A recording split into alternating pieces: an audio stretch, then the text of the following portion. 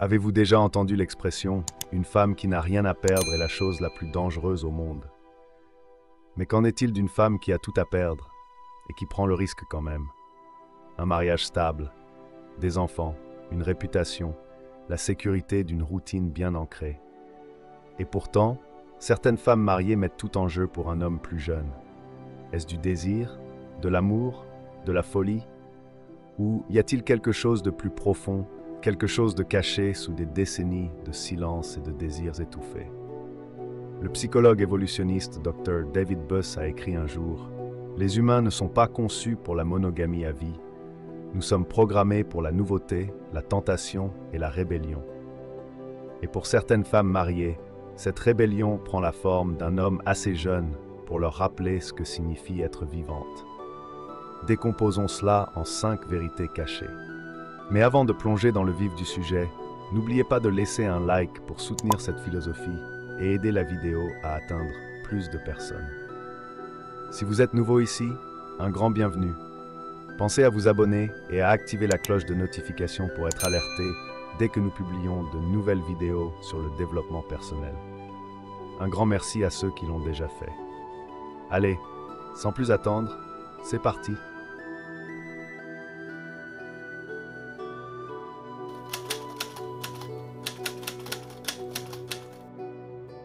Le temps est cruel et le miroir ne ment jamais. Jadis, elle est une présence qui captait tous les regards sans même y penser.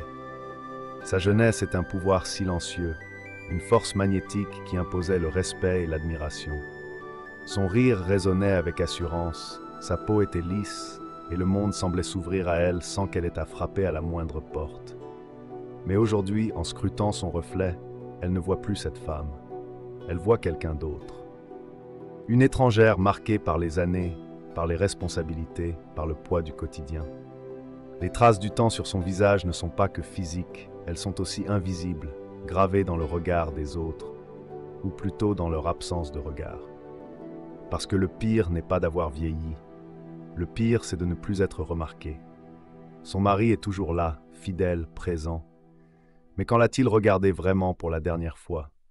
Avec cette intensité, ce désir brut, cette admiration muette qu'elle lisait autrefois dans ses yeux. Elle est aimée, oui, mais est-elle encore désirée?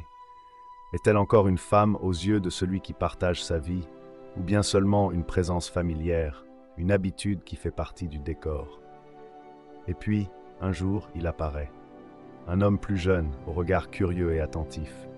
Il pourrait être un collègue, un entraîneur, un simple inconnu, qui par une simple remarque, ravive en elle une sensation qu'elle croyait à jamais éteinte.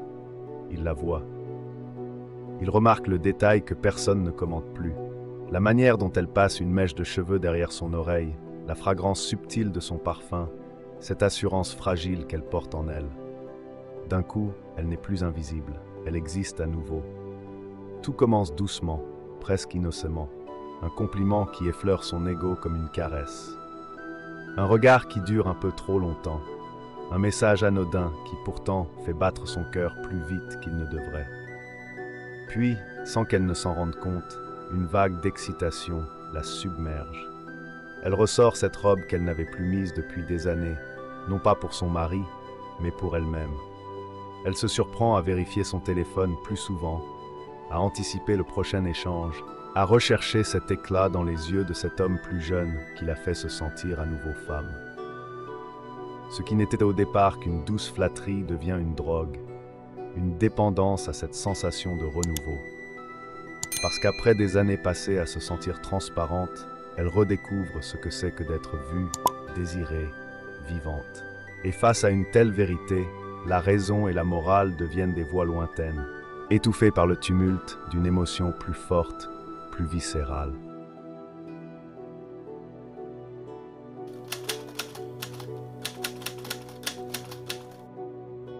Le mariage est souvent présenté comme une destination finale, l'aboutissement d'une histoire d'amour, un havre de stabilité après les tempêtes du célibat. Mais ce que personne ne dit, c'est ce qui vient après cette arrivée tant attendue. Après le mariage, après la lune de miel, après ces premières années pleines de passion, de découvertes et de promesses. Avec le temps, la routine s'installe, insidieuse. Les gestes deviennent mécaniques, les conversations prévisibles, les soirées fades et les nuits plus silencieuses qu'avant. Elle aime son mari, bien sûr, mais elle sent quelque chose s'effacer, une étincelle qui autrefois illuminait chaque regard, chaque frôlement de peau. L'amour et le désir sont deux réalités bien distinctes, et si le premier survit aux années, le second, lui, s'érode dans la répétition. Puis, un jour, un homme plus jeune entre dans son univers. Il est plein d'énergie, de spontanéité, d'admiration. Il ne la voit pas comme une épouse, une mère ou une femme de devoir. Il la voit comme une femme. Il remarque la façon dont elle passe la main dans ses cheveux. Il écoute vraiment ce qu'elle dit. Il s'intéresse à elle avec une intensité qu'elle croyait disparue. Au début, ce ne sont que des regards qui s'attardent un peu trop longtemps, des compliments innocents, une complicité naissante. Puis quelque chose bascule. Elle ressent à nouveau ce frisson oublié, cette excitation qu'elle n'avait plus connue depuis des années. Ce n'est pas encore une question de sexe, non, c'est une question de sensation. L'adrénaline du secret, la chaleur d'un message inattendu, l'attente d'un prochain échange qui ne devrait pas compter autant, mais qui fait battre son cœur plus fort. Et c'est là que survient la première vraie trahison. Pas l'acte en lui-même, mais ce moment subtil où elle commence à cacher la vérité. L'écran de son téléphone qu'elle tourne légèrement, les réponses brèves quand son mari demande avec qui elle parle, ces petits mensonges qui glissent sans effort. Une culpabilité naît, mais elle est immédiatement suivie par une montée d'adrénaline. L'excitation d'un interdit, le goût d'un danger maîtrisé. Parce que voici la vérité brutale. Une fois qu'elle a goûté à cette sensation nouvelle, une fois qu'elle a ressenti à nouveau ce vertige du désir, le retour en arrière devient presque impossible. Elle est éveillée, et maintenant elle veut plus.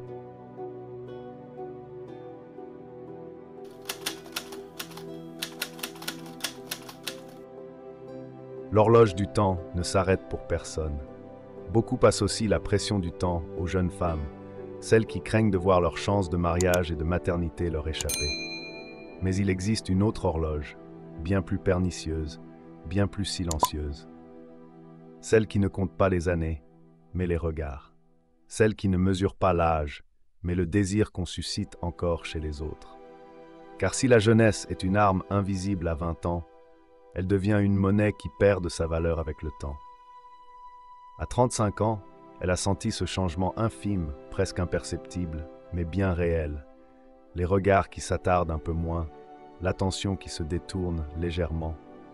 À 45 ans, la différence est flagrante. Là où elle illuminait une pièce simplement en y entrant, elle doit désormais faire un effort pour ne pas disparaître dans le décor. Mais elle ne veut pas seulement être vue, elle veut être désirée, être une femme avant d'être une mère, avant d'être une épouse. Et lui, ce jeune homme qui la regarde d'une manière qu'elle n'a pas connue depuis des années, il devient plus qu'une simple tentation. Il est une machine à remonter le temps, un frisson qui lui rappelle qu'elle n'est pas qu'un souvenir d'attraction, mais encore une force magnétique. Quand il pose les yeux sur elle, elle se sent à nouveau au sommet de son pouvoir. Quand il la touche, elle retrouve les frissons d'autrefois, ceux qu'elle croyait oubliés à jamais. Mais voici la plus cruelle des vérités. On peut courir après la jeunesse, mais on ne peut jamais vraiment la rattraper. Le temps est un fleuve qui coule dans un seul sens. Et si, l'espace d'un instant, cet homme plus jeune lui offre l'illusion de revenir en arrière, la réalité finira toujours par la rattraper. Et alors la question demeure, jusqu'où est-elle prête à aller pour prolonger cette illusion ?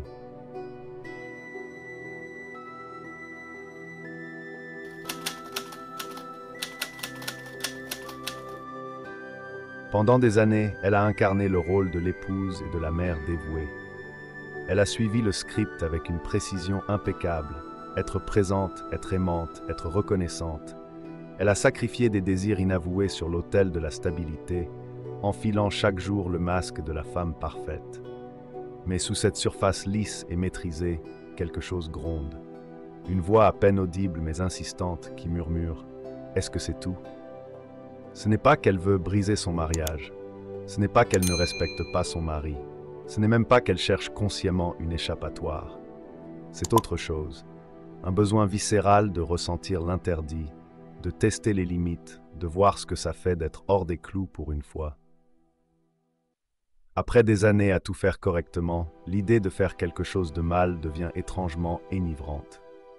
Au début, ce n'est qu'un frisson, un simple jeu, une conversation qui dure un peu trop longtemps, un regard qui traîne, une pensée qu'elle ne devrait pas avoir, mais qu'elle accueille avec un sourire intérieur. Puis vient l'étape suivante, une prise de risque plus audacieuse. Un message envoyé à une heure où elle ne devrait pas être éveillée. Un mensonge glissé avec une facilité déconcertante. Et avec chaque petite transgression, elle ressent quelque chose qu'elle croyait perdu depuis longtemps. Une liberté sans entrave. Parce qu'au fond, ce n'est pas seulement une question de désir ou d'amour. C'est une rébellion contre le rôle qu'elle a joué toute sa vie. Et lorsqu'on a été sage trop longtemps, parfois, l'idée d'être mauvaise est la chose la plus exaltante au monde.